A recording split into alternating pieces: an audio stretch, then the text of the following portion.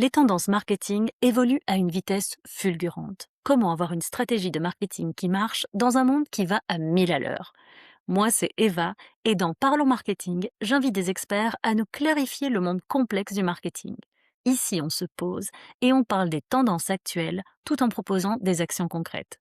Notre but, vous donner des astuces pour que votre marketing vous rapporte plus que ce qu'il ne vous coûte. Alors prenez votre boisson préférée, installez-vous confortablement et c'est parti pour un épisode de Parlons Marketing en partenariat avec Hello7, agence de marketing digital, et le B19, le réseau de networking le plus large de Belgique. Bonjour à tous, alors aujourd'hui on se retrouve pour un épisode un peu spécial. On a tous l'habitude de se battre pour être en première page de Google, mais Maëlle, tu es venue aujourd'hui avec une prédiction assez radicale. Dans 2 ans, une partie de nos clients ne chercheront même plus sur Google. Oui, en fait, oui, c'est exact. On va dire que le changement, il est un peu, tectonique. Avant Google, il te donnait une liste de liens. C'était à toi, Eva ou l'utilisateur de faire le tri, de choisir. Aujourd'hui et pire encore, surtout demain, l'utilisateur demandera directement à une IA de choisir à ta place. C'est l'IA qui résume, qui recommande, qui tranche et si tu ne fais pas partie de la réponse synthétique, tu n'existeras ou tu n'existes peut-être déjà, simplement plus, dans une partie des recherches. C'est un peu brutal comme constat. Oui, oui, c'est vrai. Mais, on va dire que c'est plutôt à considérer comme le nouveau bouche à oreille, mais à une échelle, ultra industrielle. Et l'idée aujourd'hui, c'est simplement donner une méthode simple, non technique et activable, pour ne pas subir ce changement et plutôt, faire partie de «la danse» entre guillemets. Plongeons directement dans le sujet. Comment on rentre dans la tête d'une IA comme ChatGPT ou Claude? La principale différence, ce qu'il faut bien comprendre, c'est que c'est comme un funnel. Quand on demande, on y reviendra, mais quand on demande quelque chose à du SEO, du Google, on demande une chose, on a une réponse. Quand on demande, à l'IA, on joue une partie de ping-pong. On commence par quelque chose de générique et puis elle répond et puis, réponse, question, question, réponse, question, réponse et il y a un moment dans ce funnel où on va affiner et qu'elle va finir par nous donner une comparaison, un avis détaillé ou une page, structurée. Et donc c'est différent du SEO classique qu'on connaît. Oui, oui, oui, carrément, en fait, parce que le SEO, on avait des méthodes pour, déterminer, les mots-clés ou les expressions clés. On va dire, par exemple, agence marketing ever, ou le prix, d'un consultant SEO et on faisait tout ce qu'on pouvait faire pour se positionner là-dessus. Avec l'IA, la grosse différence, c'est qu'on va vraiment devoir travailler sur une intention de conversation et puis une intention de recherche, et déterminer, en fait, quels vont être les scénarios de décision. Donc, oui, c'est vraiment travailler le conversationnel, en fait. Et est-ce que tu as un exemple de scénario? Oui, disons, un utilisateur va plus taper, CRM ou CRM PME, il va dire: voilà, je suis une PME, à Bruxelles. Quel type d'agence tu me conseilles de choisir, si je suis dans l'immobilier et quels seraient les pièges à éviter?» Ou par exemple, «Je veux absolument le meilleur, rapport qualité-prix. Tu me conseilles quoi?» Voilà, la phrase à retenir, c'est ça, en fait, c'est que, le SEO, c'était des mots et le LLM, ce sont des décisions et donc ton but, en tant qu'entreprise, c'est d'être, la meilleure réponse à cette prise de décision. Oui, oui, c'est très clair en fait. Mais si on doit passer un peu à la pratique, tu m'as parlé d'un plan en 4 étapes. Première étape, je dirais, c'est de créer 3 pages de décision, sur le site internet. Donc l'objectif, c'est vraiment de mâcher le travail de l'IA. Alors, il faut savoir que, elle est très puissante, mais elle est aussi un petit peu paresseuse et donc ces pages, on va vraiment lui donner une information qu'elle va pouvoir mâcher très rapidement et utiliser très rapidement. La première, c'est typiquement la page, comparatif, comparatif ou versus ou alternative. Si on reprend l'exemple des CRM, compare-moi les meilleurs, CRM pour, agences immobilières, en Belgique, par exemple. Mais l'idée, c'est que c'est pas seulement d'écrire du texte, c'est qu'il faut vraiment travailler sous forme de tableau, en fait. Et pourquoi un tableau spécifiquement? Alors, on va dire que c'est un peu l'arme secrète. Un tableau, ça structure la donnée, et on va, par exemple, pouvoir avoir, voilà, la solution A est mieux pour le budget, la solution 2, c'est mieux pour la rapidité et si on prend un exemple concret, on pourrait avoir pour un logiciel de compta, pour changer de secteur, tu pourrais faire un tableau avec, budget, délai de mise en place, niveau d'accompagnement, risque, intégration de l'IA, par exemple, ou que sais-je et en fait, il faut savoir que l'IA, elle va vraiment pouvoir analyser le tableau un peu comme une base de données, donc elle va être beaucoup plus, plus rapide pour l'analyser et donc elle va pouvoir répondre aussi fonction de ça. Elle va te dire, par exemple, si tu veux, le petit budget, prends A, si tu veux du sur mesure, prends B et c'est ce qu'on appelle, en fait, transformer son contenu en modules réutilisables. Ah oui, donc c'est génial, on donne en fait la logique clé en main.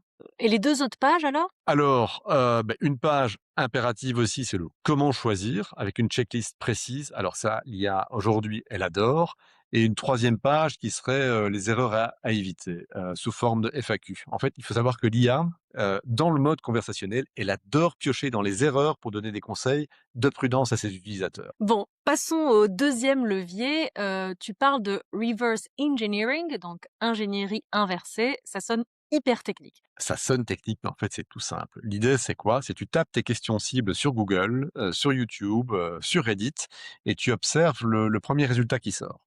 Si c'est un comparatif, est-ce que c'est une vidéo? Est-ce que c'est un calculateur? Ou est-ce que c'est un autre type de contenu?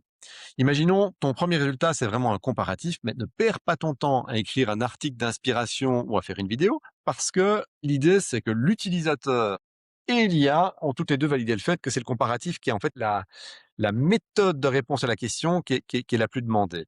Par contre, fais-le plus clair, plus structuré, avec des exemples chiffrés. Enfin, fais ton comparatif version 10 fois mieux pour l'utilisateur. Et là, en fait, tu vas pouvoir prendre la place d'une certaine manière. Donc on copie le format, mais on améliore le fond. Ouais, ouais, c'est ça. En fait, tu prends ce que les gens et les robots ont déjà validé, mais tu le fais en mieux. Et donc le troisième levier, ça concerne la notoriété externe, c'est ça? Donc, l'autorité externe, c'est te dire, en fait, tu peux avoir le meilleur site, tu peux avoir le meilleur contenu, mais s'il y a personne de toi qui parle ailleurs, c'était le même problème qu'on avait avec Google, hein, à l'époque, bah, l'IA, elle aura un doute. Il faut être, «citable» entre guillemets. Alors sans acheter de lien, si tu cherches à apparaître dans des endroits crédibles, bah, il faut être invité, par exemple, sur un podcast ou avoir un article dans la presse sectorielle ou être listé dans des annuaires thématiques, locaux. L'idée, c'est pas vraiment qu'on clique dessus, mais c'est que l'IA puisse croiser l'info, se dire en fait, ouais, ce qui est mis ici, cette marque, elle est citée par des experts, donc c'est une source fiable, donc je peux l'indexer, donc je peux la donner. Et il nous reste le quatrième levier. Donc comment on fait tout ça sans y passer nos nuits, quoi? Oui. Alors le quatrième levier, c'est la syndication et c'est souvent, un des leviers où je vois qu'il y a moins de travail qui est fait et pourtant il est vachement important. Bah, l'idée c'est quoi? C'est que tu pars d'un principe qu'un contenu ultra détaillé sur lequel tu vas passer du temps, bah, il faut, 8 points de contact. Donc je te donne un exemple clair, tu as écrit le tableau comparatif, incroyable de ton, levier 1, mais tu vas le transformer également en un ou une série de posts LinkedIn, en thread, sur X, en réponse sur Reddit, en vidéo courte et tu vas l'envoyer en newsletter, à tes abonnés. Et en fait, l'IA, qu'est-ce qu'elle va faire ou les IA, elles vont faire une forme de moyenne de ta présence sur le web et plus tu es cohérent partout, plus tu vas l'influencer, dire: «OK, ça, c'est la réponse évidente par rapport à une thématique». Et tu avais aussi parlé d'un astuce bonus pour nous en Belgique. Oui, bah oui, on a l'avantage, d'être un pays particulier avec 3 langues. Alors souvent, c'est un inconvénient parce qu'on dit: «Ouais, effectivement, tout ce qu'on doit faire, on doit le piocher, on doit le rédiger, on doit le dupliquer dans différentes langues». Mais ici, en fait, c'est un véritable avantage. Donc quand on est dans un marché qui le permet, comme la Belgique, c'est vraiment l'idée, c'est qu'en fait, on va augmenter sa surface de capture simplement en dupliquant tout ça dans les 3 langues. Et aujourd'hui, alors on verra dans les années à venir si c'est toujours le cas, mais aujourd'hui on voit que ça a une énorme influence. On le voit par exemple sur certains clients qui sont actifs, en Belgique francophone et néerlandophone, on va irradier aux Pays-Bas et on va irradier en France. Simplement du fait qu'on ait dupliqué ce contenu et qu'en fait, les concurrents hollandais ne le font pas et les concurrents français, généralement, ne le font pas leur contenu en néerlandais non plus. Donc oui, moi je dirais carrément, si vous pouvez le faire, si votre marché le permet, dupliquez le contenu, enfin traduisez le contenu et traduisez la stratégie dans les différentes langues. Super astuce. Et bon, c'est une stratégie très puissante, dont on parle, mais est-ce qu'il y a des pièges? Oui, alors je pense que le 1er piège, c'est qu'il faut d'abord être lucide, c'est pas instantané et c'est vrai que voilà, j'ai déjà vu des frustrations en disant: «Ouais, on a fait le truc et puis ça marche pas». Ben non, en fait, il faut considérer que c'est cumulatif. L'IA, en fait, elle pondère, avec son intelligence artificielle, des résultats pour prendre une décision. C'est comme une réputation, en fait. Donc plus on va la travailler, plus un moment ça va devenir l'évidence. Ça, je dirais que c'est la première chose, donc il faut être régulier. Il faut pas jouer le côté feu de paille et puis arrêter parce que sinon, globalement, ça marche pas. Et alors, la deuxième chose que je vois souvent, c'est un peu de bashing au niveau des tableaux comparatifs. Alors, c'est vrai que c'est tentant à dire que les concurrents sont pas bons, de les dénigrer, ceci, cela. En fait, c'est une très mauvaise stratégie. Je pense qu'il faut vraiment prendre le temps de respecter également les features des concurrents et de les mettre en avant. Je sais que c'est difficile à faire parce que quand on parle sur son site, on a envie de dire qu'on est le meilleur et que les autres sont pas bons. Mais l'idée, c'est le facteur trust. Plus on va avoir la confiance de l'utilisateur ou l'IA, hein, en fait, l'IA, qu'est-ce qu'elle veut? C'est essayer de satisfaire l'utilisateur, bah, plus ça va marcher. Plus on va y aller, de manière agressive, bah, plus on va risquer le retour de bâton et le retour de bâton, bah, fait qu'on est simplement exclu, en fait, des résultats, des sources, que va utiliser, l'IA pour faire ses réponses et là, malheureusement, bah, on redémarre, quasi à zéro. Et selon toi, c'est quoi le bon indicateur de succès? C'est être numéro un sur, ChatGPT, par exemple? En fait, du pour moi, pas du tout. C'est vrai que c'est quelque chose qu'on voit beaucoup, hein. Aujourd'hui, il y a pléthore de logiciels qui sortent sur le marché et qui te font ton taux de score, sur l'IA, va dire: «Ouah, tu as 74 de visibilité sur ChatGPT, tu as 68 sur Gemini». C'est fantastique.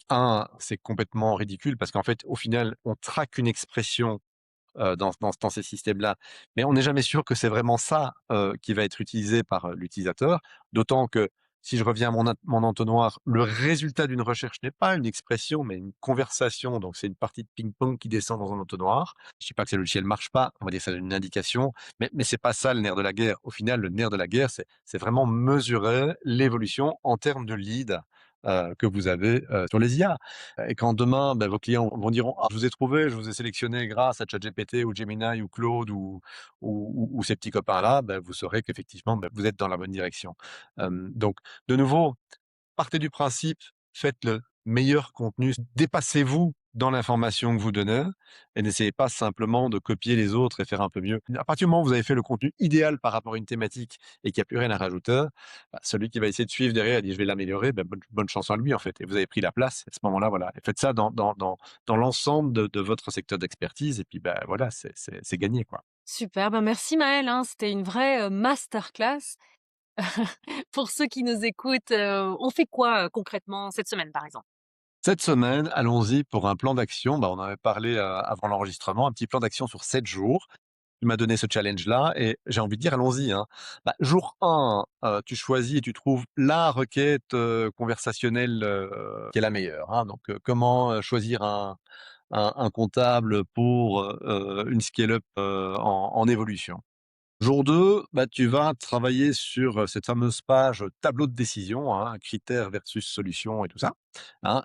Celui-là évidemment, tu le fais avec un travail, impeccable. Jour 3 à 5, bah, c'est la fameuse déclinaison de contenu. LinkedIn, Reddit, Threads, newsletter, éventuellement YouTube, avec des shorts aussi, pourquoi pas. Tout ça est aujourd'hui est très facile à faire, même avec l'IA, hein. Il y a moyen de découper des contenus vidéo de manière assez créative et qui donne d'excellents résultats. Jour 6, par exemple, récupérer 2 avis détaillés clients pour renforcer la preuve sociale, pour avoir vraiment quelque chose de précis et de puissant en termes d'autorité. Et puis, jour 7, plus challenging, chercher la fameuse mention externe, hein, le partenariat, l'interview, le podcast avec Eva, par exemple. Et voilà, je pense que c'est déjà une belle semaine, hein. Oui, oui, ça c'est une bonne semaine, hein. En tout cas, c'est très, très clair. Un petit mot de la fin, Maëlle, avant de nous quitter? Mais oui, bah, j'ai envie de dire, chez Hello Seven, on est obsédé par l'idée de donner de la valeur. Alors si, cet épisode vous a aidé, la meilleure façon de nous remercier, c'est de partager un entrepreneur qui en a besoin. La réciprocité, c'est aussi une vraie stratégie et du coup, bah, j'ai envie de dire, la valeur qu'apporte Eva, est-ce que toi, tu peux nous se donner le mot de la fin aussi? Parce que, bah, sans Eva, le podcast aujourd'hui, il n'existerait pas. Donc quel est toi, ton mot de la fin? Bah, moi, mon mot de la fin, c'est que, on peut faire des choses incroyables, avec, tous ces petites astuces et en savoir un petit peu plus sur le sujet peut vraiment changer la donne. Donc, moi, je prends ça avec moi aujourd'hui. Je te remercie Maëlle pour ton temps, pour tous tes conseils, avisés et d'experts et je te dis à très vite. À très vite. Merci beaucoup, Eva.